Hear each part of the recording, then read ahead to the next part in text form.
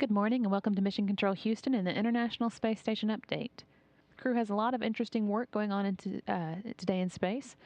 At the moment, we're hearing flight engineer Don Pettit talk about the SLICE experiment, which he is currently working on. That's the Structure and Liftoff and Combustion Experiment, which aims at improving the design and efficiency of combustion technologies, as well as computer models of flames by taking advantage of the station where gravity doesn't complicate a flame's behavior. Pettit also spent some time earlier today working again on his checkout of one of the station's combustion chambers.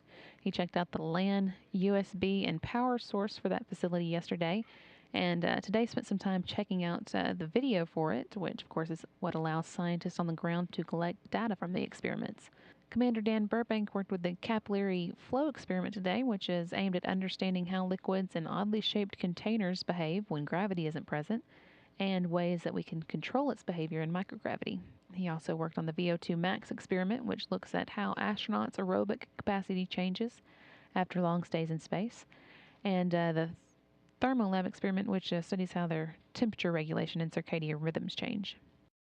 And on the Russian side of the space station today, Anatoly Ivanishyn is working again with the typology experiment, which studies the objectives or works to identify objectives for assessing the mental health of crew in orbit on long flights and also their ability to perform tasks. Oleg Kononenko is working on the Signer experiment, which is aimed at ocean observation. All that's going on in space today, and this is Mission Control Houston.